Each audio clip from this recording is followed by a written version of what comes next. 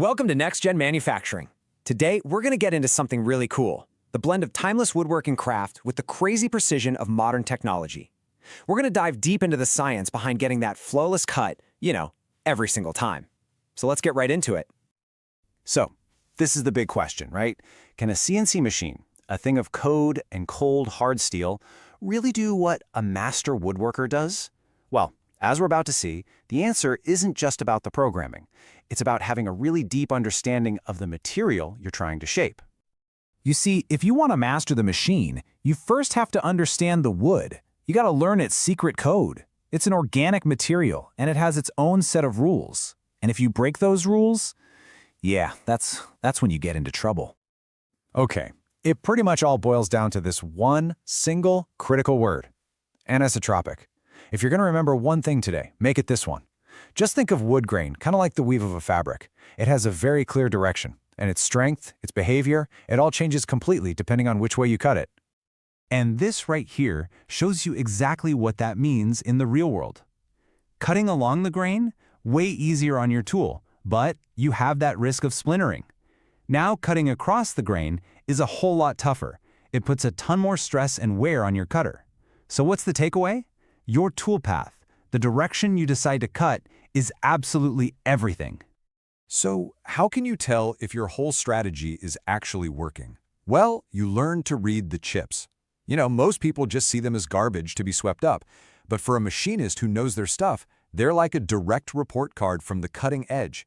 They tell you exactly what's happening right at that point of contact. At the end of the day, the chips you're making are going to fall into one of three buckets. And believe me, these aren't just random little bits of wood. Oh no, they are crystal clear signals that are telling you in real time if your cut is a success or a failure. And here they are: the split, the shear, and the crush. Each one tells its own little story about what's going on between your tool, your feed rate, and the wood itself. All right, first up, we've got the Type 1 chip. This is what happens when the wood literally splits ahead of the cutting tool. It's usually a sign that your tool has a really high rake angle, or maybe that the wood is just super dry. Now, it causes less tool wear, but it's a major cause of that thing we all hate: tear out. Now this is what we're aiming for. The Type 2 chip is the absolute hero of our story. It's formed by a perfect shearing action, and you get this beautiful, clean, continuous chip. When you see this, it means you've nailed it. You've found that perfect sweet spot between the wood, your speed, and your tool. This is the chip that gives you a quality finish. And then there's this guy, the Type 3 chip. This is what you get when your tool isn't shearing the wood, it's just crushing it. The force is just mashing the fibers down instead of slicing through them, and that leads directly to this awful defect that we call fuzzy grain. Okay, so now that we know how to diagnose the cut just by looking at the chips, what do we do about it? How do we optimize everything? Well, it all comes down to mastering your tools and, just as importantly, making them last. It's really a delicate balancing act, If you crank up your spindle speed, the RPM, you have to increase your feed rate right along with it to keep the right chip load. But at the same time, you've got to manage the heat, because that just speeds up corrosion. And get this, wood with a lot of moisture can actually cause a chemical reaction that makes your tool dull faster. All right, here's a little pro tip for you. An amorphous diamond coating on your tools is fantastic for making them last longer, but it has a kryptonite: heat. If your cutting zone gets hotter than 750 degrees Fahrenheit, that coating just starts to break down. So yeah, managing your heat is absolutely key. And all this talk about heat and wear brings us right to the tool itself.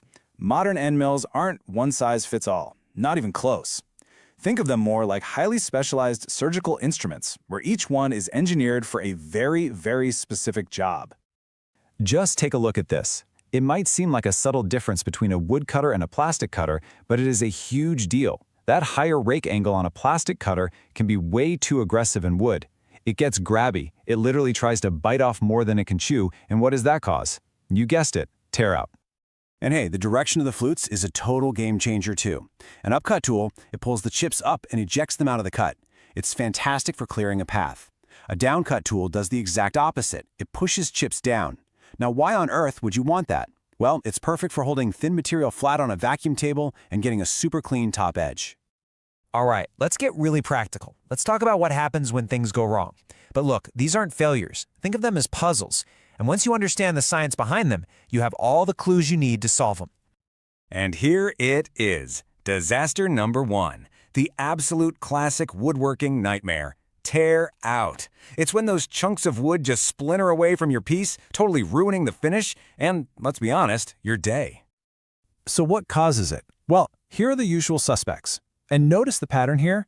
It's always a mix of the wood's own properties, like grain angle and moisture, and your machine settings, like chip load. See? It all connects. It all comes back to that core principle of balance. Our second big disaster is fuzzy grain. Instead of a nice crisp surface, you get what looks like these tiny, torn bundles of wood fibers. Basically, the wood has been mashed, not cut cleanly. And remember those chip types we talked about? Well, this is a direct result of making those ugly Type 3 crushing chips. It usually happens when your tool is dull or your feed rate is just way too slow, so the tool just rubs and plows its way through the wood instead of slicing it. And hey, let's just run through a few more quick ones. Seeing burn marks? Too much friction. Drop that RPM. Getting little chip marks on your finish? Your chips aren't getting out of the way fast enough. Try an air blast. Raised grain? Could be a dull cool, or maybe your clamps are too tight. See? Every single problem has a logical, science-based solution. So when you bring it all together, what's the bottom line? Perfect CNC woodworking isn't about replacing the craftsman with a machine. Not at all. It's about empowering that craftsman with a much deeper, scientific understanding of this incredible balance, this dance between the material, the machine, and the tool. And that kind of leaves us with one final thought to chew on. As our machines get better and better, closer to perfect execution, has the very definition of craftsmanship started to shift? Maybe the true art, the real craft, now lies in that perfect preparation, in understanding the science so deeply that you can tell the machine exactly how to create your vision. What do you think?